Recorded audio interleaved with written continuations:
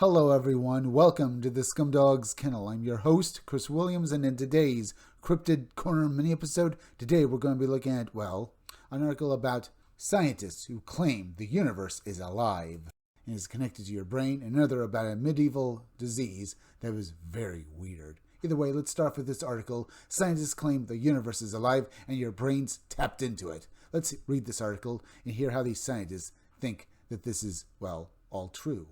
So here we go, folks. Scientists have long speculated about the nature of our world and consciousness, with some theories edging into the realm of quantum fiction. In pursuit of one such idea, researchers have begun developing a device designed to link the human brain with a phenomena of universal scale. A recent study proposes that consciousness may not be exclusive to humans, but could also be an inherent feature of the universe, guided by resonant frequencies that connect all matter from stars to cells. According to this theory, electromagnetic vibrations create a universal harmony, with human consciousness representing just one small part of a larger cosmic pattern. Researchers are now exploring how these resonances influence reality and how technology could harness them to strengthen the connection between human consciousness and the universe. Anirban Bandyopadhyay, a senior researcher at Japan's National Institute of Materials Science and Engineering, NIMS, studies the concept that the universe operates like a symphony of resonating frequencies. He suggests that these vibrations create a kind of resonance, amplifying natural frequencies and forming the basis of universal consciousness. Bandyopadhyay argues that human consciousness is an integral part of this broader resonance, describing it as nature's music. This concept posits that the universe itself might be conscious, with human awareness playing an active role in this vast system. Since 2008, Bandyopadhyay and his team have been developing a device called the Dodecanogram, DG, to detect these resonances within the human brain. Unlike traditional electromagnetic cephalograms, which measure brain activity within limited frequency ranges, the DG can detect frequencies up to a trillion hertz. This breakthrough has allowed them to identify 12 distinct frequency bands in the brain, significantly expanding our understanding of brain function and its connection to consciousness. The research also includes efforts to create artificial brains based on these frequency patterns, potentially giving humans deeper insights into universal consciousness.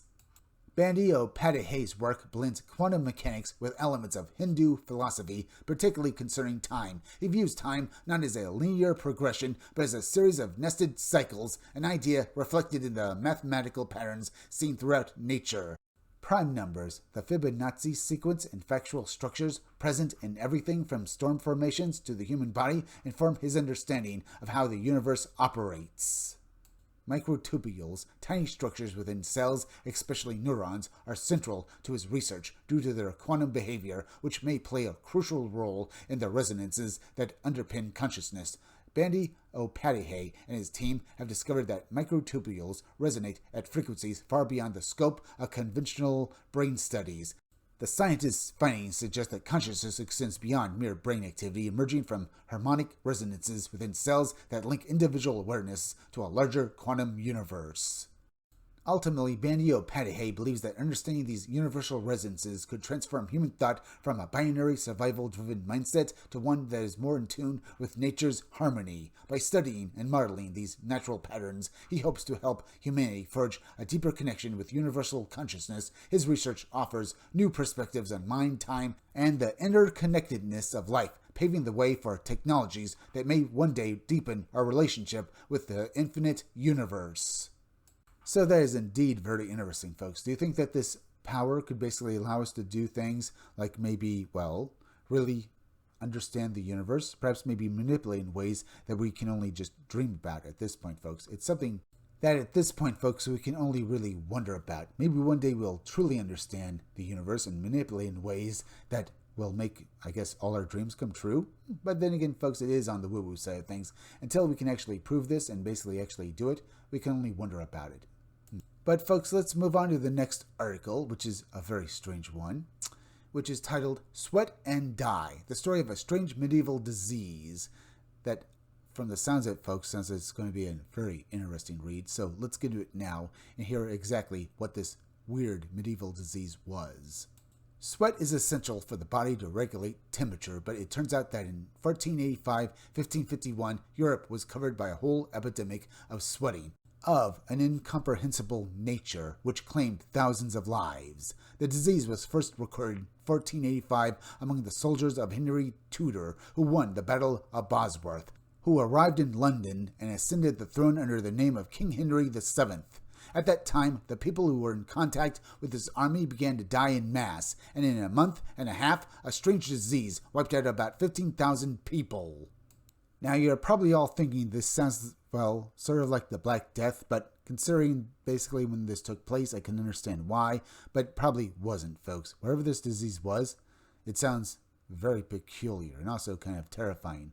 Now, what's interesting is that this disease apparently originated from, well, Henry Tudor's men. So where did they get it, I have to ask, folks. Let's read on and maybe we can get some idea of what it, well, is and where it came from. Then the epidemic subsided, but it resumed with renewed vigor in 1507, 1517, and 1528. For the last time, even the king had to wind around the country to escape from an incomprehensible infection. The wave spread to other European countries, and only by 1551 was there a lull. Subsequently, doctors and researchers raked their brains. What was it? Not a plague, not cholera, not smallpox. Mortality from a strange sore reached 50%, and the process proceeded very quickly. A person who was ill in the morning could already die by the evening. The first days were critical. In the case of the sweating disease, you survived, so you will live.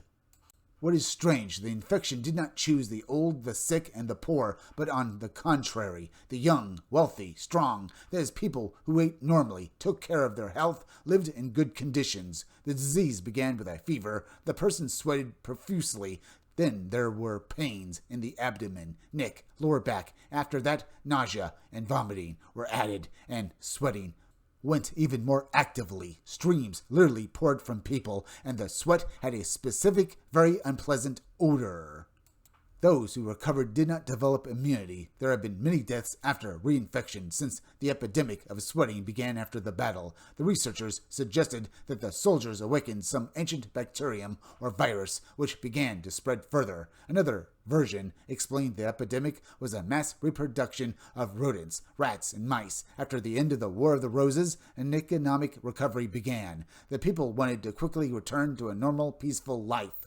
They actively cut down forests and built houses and outbuildings from wood where mice and rats felt at ease. Therefore, another version explained the cause of the epidemic was a virus from old trees which was awakened and actively spread. At the same time, it was not overcome. The virus simply mutated into something less deadly and accordingly less noticeable. Contemporaries put forward different versions, including quite exotic ones: typhus, anthrax, even some aggressive form of tuberculosis. Relatively recently, already in our century, researchers from a hospital in Brussels made the assumption that the symptoms resemble hantavirus, with a very high mortality, but the exact answer to the question of what caused the English sweat has not yet been found. So what was the English sweat? I mean, it probably did just mutate into a form that was less deadly, and it goes under the radar, folks, and it probably still exists.